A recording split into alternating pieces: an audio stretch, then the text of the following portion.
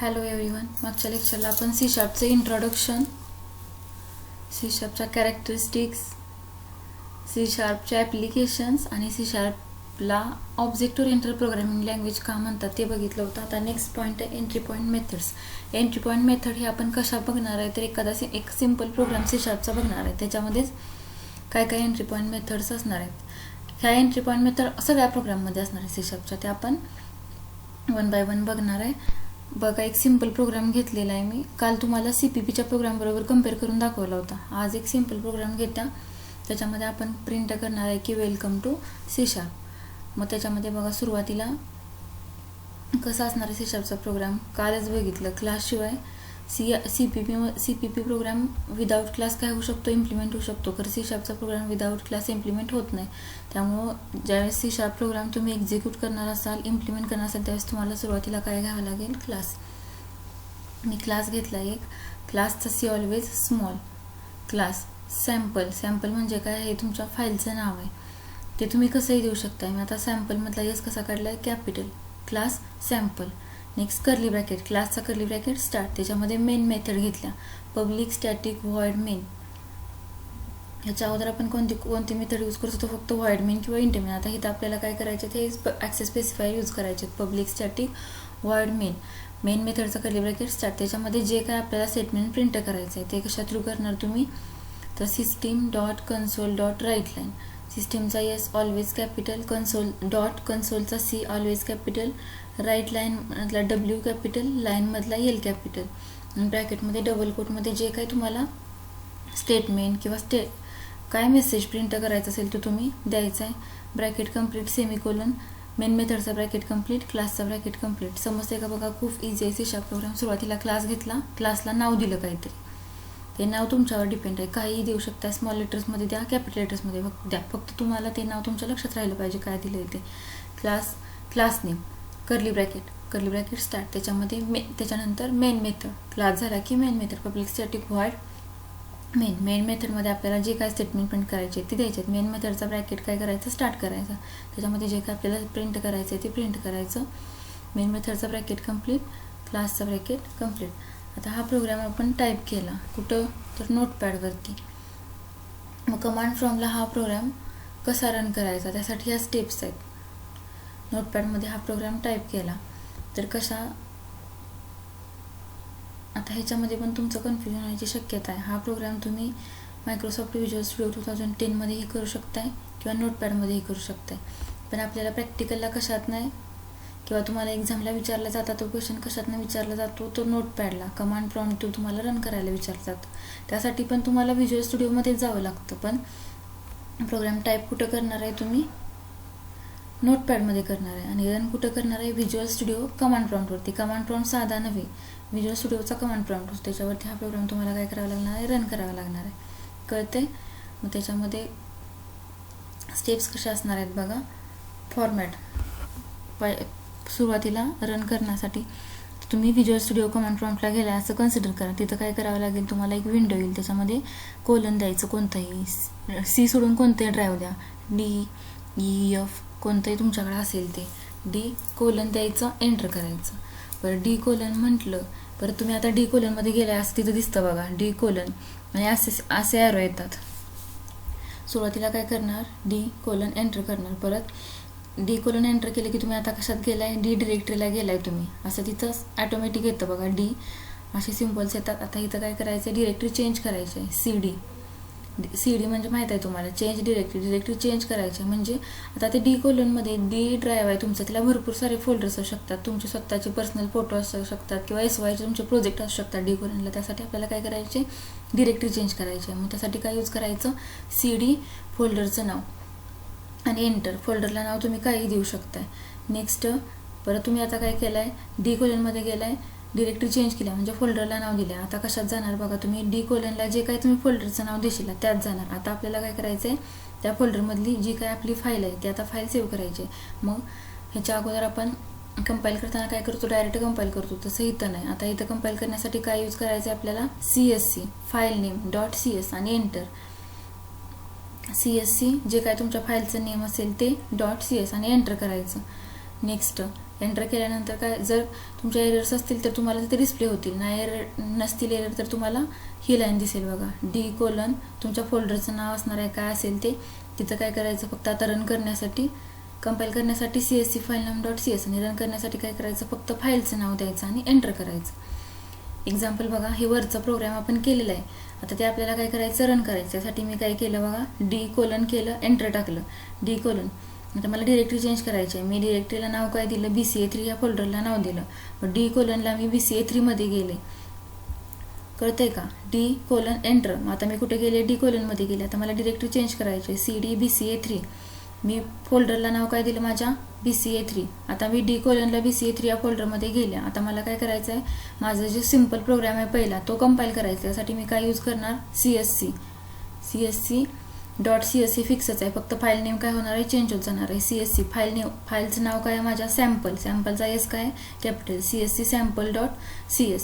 Next, आता आपली काही एरर नसेल तर तुम्हाला काय लाईन डिस्प्ले होईल, D: ला BCA3 या फोल्डरमधली कोणती फाईल रन करायची आहे मला, रन करण्यासाठी काय यूज करायचं फक्त फाईल नेम आणि एंटर,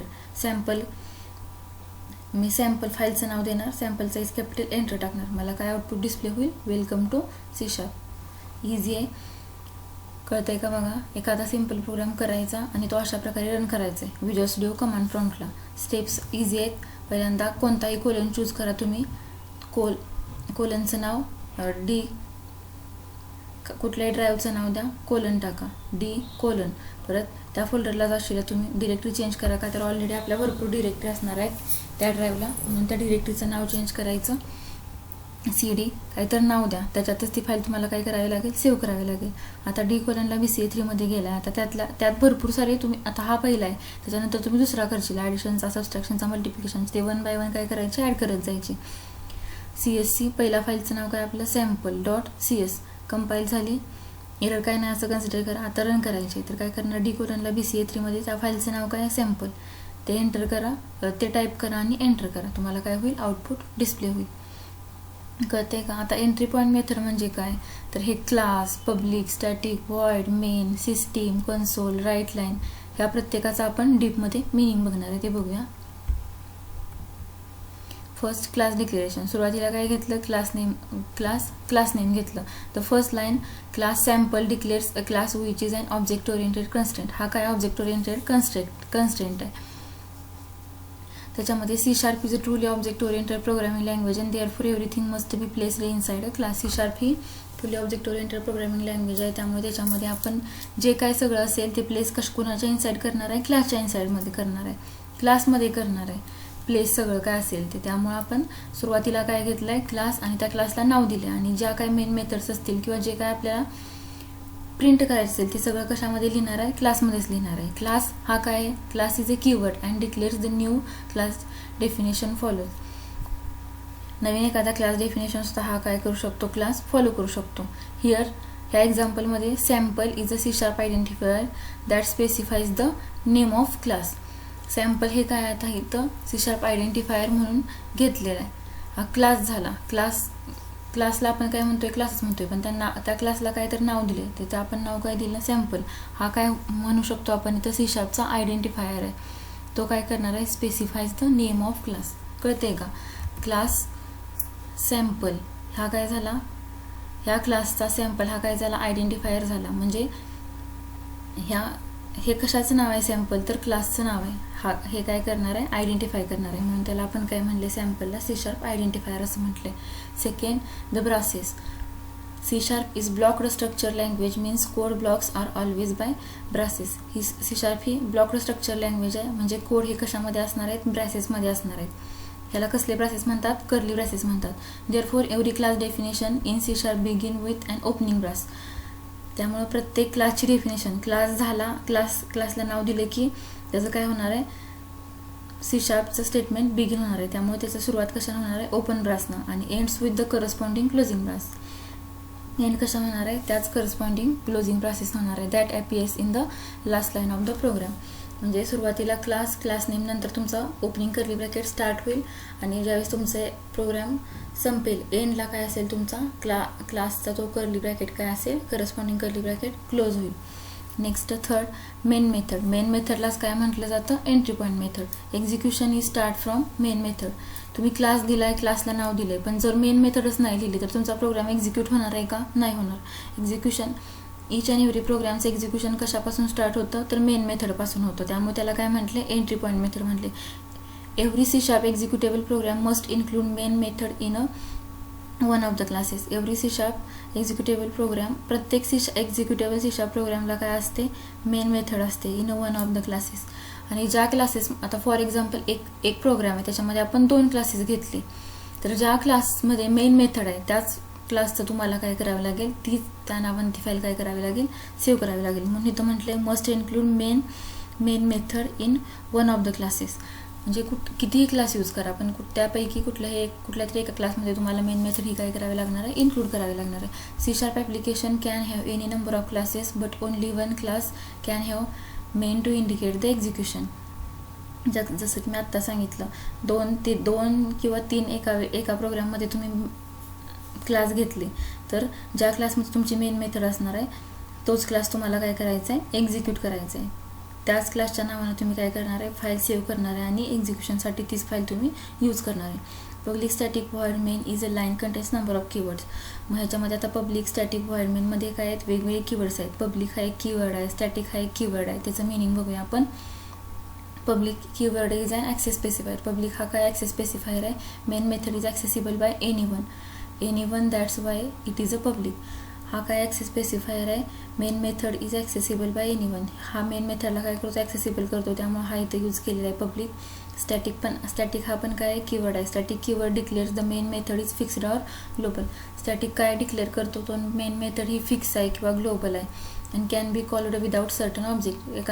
ज्यावेळेस ऑब्जेक्ट केला नाही तरी चालतो म्हणून आपण काय यूज करतो, पब्लिक हा काय ॲक्सेस स्पेसिफायर आहे, तो काय करणार आहे, मेन मेथडला ॲक्सेसिबल करणार आहे. स्टॅटिक हा पण काय कीवर्ड आहे, that डिक्लेअर्स main method is fixed.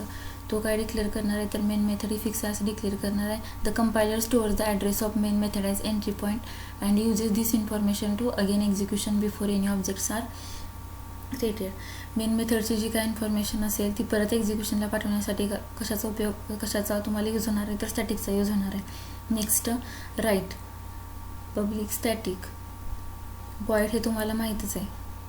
Void हे काय असतं,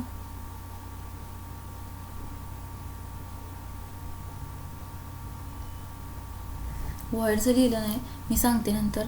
right it does not cause a line break. म्हणजे ह्याच्यामध्ये राईट नुसतं यूज केलं तर लाईन ब्रेक करणार नाही. जो काय तुम्ही स्टेटमेंट प्रिंट करशील दुसऱ्या सपोज असं लिहिलं आहे, system dot console dot write line. सुरुवातीला ह्या एक्झाम्पलमध्ये बघा, system dot console dot write line तुम्ही काय लिहिलं, वेलकम टू C#. परत खाली एंटर केलं system dot console dot write line, welcome to C#.net असं लिहिलं.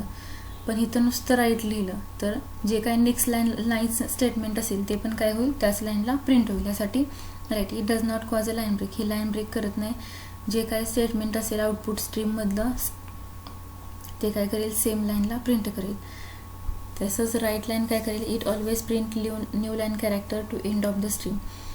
राईट यूज केलं तर नेक्स्ट लाईनचं स्टेटमेंट सुद्धा त्या लाईनला डिस्प्ले होईल, आणि राईट लाईन यूज केलं तर नवीन लाईनला तुमचं कॅरेक्टर किंवा जे काही स्टेटमेंट असेल ते डिस्प्ले होईल. System is the core name space in which the console class is located. हे मी तुम्हाला ह्याच्यामध्ये शिकवलेलं आहे .NET फ्रेमवर्कमध्ये. सिस्टीम हा काय कोर नेम स्पेस आहे, in which console class is loaded. System हा तुमच्या C# प्रोग्रामचा कोर नेम स्पेस आहे. ह्याच्यामध्ये तुम्ही कन्सोल क्लास काय करणार आहे, लोकेट करणार आहे. त्यामुळे system dot console dot write line असं आपण म्हणतो. हा काय कोर नेम स्पेस आहे, in which console class is located. त्यामुळे आपण काय म्हणतो बघा, system dot console dot write किंवा system dot console dot write line. Next read की.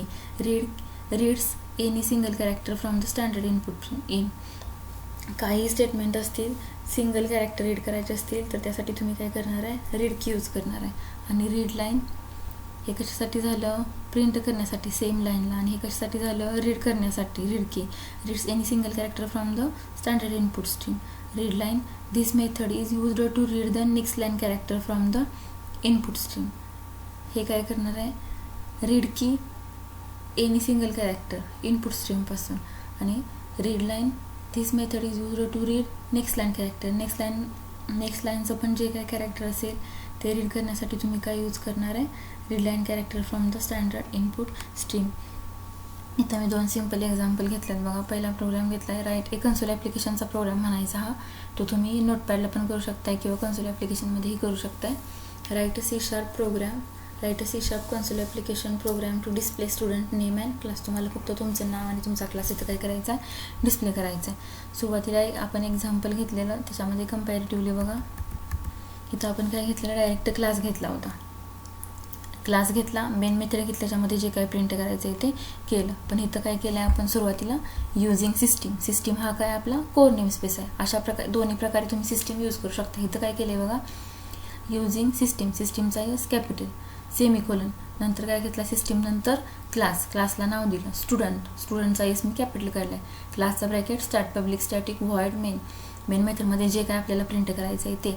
आता आपण कोर नेम स्पेस हा आपला वरतीच यूज केला आहे सिस्टीम, त्यामुळे इथं मी परत system dot console dot write line म्हटलं नाही, फक्त काय म्हटलं, कन्सोल डॉट राईट. कळतंय, सिस्टीम कन्सोलचा C कॅपिटल, राईटचा W capital, system dot console dot write. Name काय, फॉर एक्झाम्पल प्रणाली पाटील. दुसऱ्या लाईनला काय घेतलं, console dot write class BCA3. आता इथं मी काय यूज केले ग, राईट यूज केले, आणि इथं पण काय केलं, राईट यूज केले. म्हणजे मला प्रणाली पाटील BCA3 असं सलगच दिसणार. नेक्स्ट लाईनला दिसणार आहे का, नाही. ज्यावेळेस इथं मी कन्सोल डॉट राईट लाईन असं यूज करेल त्यावेळेस प्रणाली पाटील वरच्या लाईनला डिस्प्ले होईल आणि खालच्या लाईनला काय होईल, मला BCA3 डिस्प्ले होईल. कळतंय, राईट आणि राईट लाईनमधला फरक सिंपल आहे. ज्यावेळेस युजिंग सिस्टीम हा नेम स्पेस तुम्ही वरती यूज कराल त्यावेळेस इथं प्रत्येक लाईनला तुम्हाला सिस्टीम लिहावं लागणार नाही, डायरेक्ट तुम्ही कन्सोल डॉट राईट लिहू शकताय. कळतंय, क्लासचा ब्रॅकेट कंप्लीट, मेन मेथडचा ब्रॅकेट कंप्लीट, क्लासचा ब्रॅकेट कंप्लीट. बघा काय केलं, युजिंग सिस्टीम नावाचा कोर नेम स्पेस घेतला, सिस्टीमचा एस ऑलवेज कॅपिटल, क्लास, क्लासला नाव दिलं स्टुडंट, कर्ली ब्रॅकेट स्टार्ट क्लासचा, main method public static void main, main मेथडचा कर्ली ब्रॅकेट स्टार्ट. त्याच्यामध्ये आपल्याला काय प्रिंट करायचं आहे तर नेम आणि क्लास. मग पहिल्या लाईनला काय केलं, नेम स्पेस घेतलेला आहे त्यामुळे मी डायरेक्ट काय म्हटलं, कन्सोल डॉट राईट लाईन म्हटलं. माझं इथं लाईन म्हणायला पाहिजे होतं पण मी तुम्हाला सांगण्यासाठी नाही लिहिलेलं इथं, कन्सोल डॉट राईट. काय डिस्प्ले करायचं आहे, नेम डबल कोटमध्ये डिस्प्ले करणार प्रणाली पाटील. नेक्स्ट लाईनला मला काय डिस्प्ले करायचं आहे, console dot write class BCA3, main मेथडचा ब्रॅकेट कंप्लीट, क्लासचा bracket complete. Next second example, write a console application to calculate addition of 2 numbers. Addition of 2 नंबर्सचा मला करायचं आहे.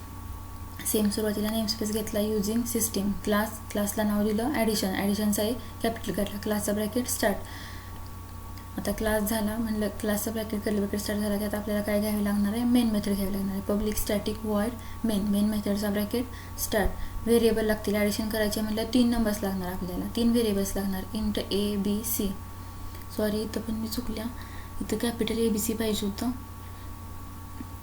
तुम्ही लिहिताना व्यवस्थित लिहा, ABC कॅपिटल लिहा किंवा इथं सगळीकडे ABC स्मॉल करा. शक्यतो इथंच तेवढं 3 ठिकाणी कॅपिटल करा. इंट ABC व्हेरिएबल डिक्लेअर केले, A = 10, B = 20, C = काय पाहिजे आपल्याला, A+B पाहिजे.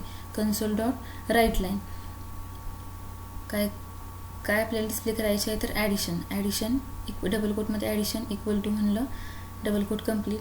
आता ह्याच्या अगोदर आपल्याला ॲड्रेस देण्यासाठी CCPमध्ये तुम्ही काय यूज करत होता ग, ॲम्परसंड यूज करत होता, ॲम्परसंडचा यूज करत होता. तर आता आपल्याला इथं Cचा ॲड्रेस आहे, Cमध्ये आउटपुट दिसणार आहे तुमचं A+B. Cमध्ये काय दिसणार आहे, आउटपुट दिसणार आहे A+B म्हणजे 10 + 20, C = काय येईल, 30 येईल. तर ह्या Cचा ॲड्रेस आहे तो आपल्याला काय करायचा आहे, ॲडिशनला शो करायचं आहे. C# ॲड्रेस स्टोअर करण्यासाठी काय यूज करणार आहे तुम्ही, ॲम्परसंडच्या ऐवजी फक्त प्लस सिम्बॉल यूज करणार आहे, म्हणून इथं काय येईल, +C. कळते का, बघा इझी आहे. तुम्ही म्हणजे इथं डायरेक्ट व्हॅल्यू दिल्या, A = 10, B = 20, तर त्या आपल्याला युजरकडून तुम्हाला स्वतःला व्हॅल्यू द्यायची आहे. तिथं रनिंग टाईमला व्हॅल्यू द्यायची असेल तर त्यासाठी आपल्याला बफर रीडर यूज करावा लागतो. ते पण आपण एक्झाम्पल बघणार आहे. पण सुरुवातीला आहे सिम्पल एक्झाम्पल. काय केलं, using system core name space आहे आपला हा, युजिंगचा यू स्मॉल, सिस्टीमचा S capital, curly bracket semicolon, using system, युजिंगचा यू स्मॉल, सिस्टीमचा यस कॅपिटल, सेमिकोलन, क्लासला नाव दिलं ॲडिशन, आणि क्लासचं नाव तुमच्यावर डिपेंड आहे कसंही देऊ शकता. क्लासचा curly bracket start public static void main मेथडचा कर्ली ब्रॅकेट स्टार्ट. तिथं आपल्याला 3 व्हेरिएबल लागतील, int ABC A equal to 10, B equal to 20, C equal to A plus B. सीला जो काही व्हॅल्यू स्टोअर होईल, ॲडिशनली स्टोअर होईल, ते आपल्याला काय करायचे, ॲडिशनला दाखवायचे. त्यासाठी printing statement system already use केलेलं आहे, त्यामुळे डायरेक्ट मी काय म्हणलं, console dot write line addition equal to. आता आपण इतर लँग्वेजेसमध्ये ॲड्रेस स्टोअर करण्यासाठी ॲम्परसन यूज करत होतो, तसं सी शार्पमध्ये आपल्याला काय यूज करायचं आहे, प्लस सी यूज करायचं आहे. आता काय काय परिणाम वाटेल, ॲडिशन आहे म्हणून प्लस लिहिलं आहे, आता सबट्रॅक्शनला मायनस लिहावं असं नाही. तर इथं ॲड्रेस स्टोअर करण्यासाठी आपल्याला काय यूज करायचं आहे, तर प्लस सिम्बॉल यूज करायचं आहे ॲम्परसनच्या ऐवजी. मेन मेथडचा ब्रॅकेट कंप्लीट, क्लासचा ब्रॅकेट कंप्लीट. थँक्यू. आजच्या लेक्चरला आपण एवढंच बघूया. पुढच्या लेक्चरला नवीन पॉईंट सुरू करूया.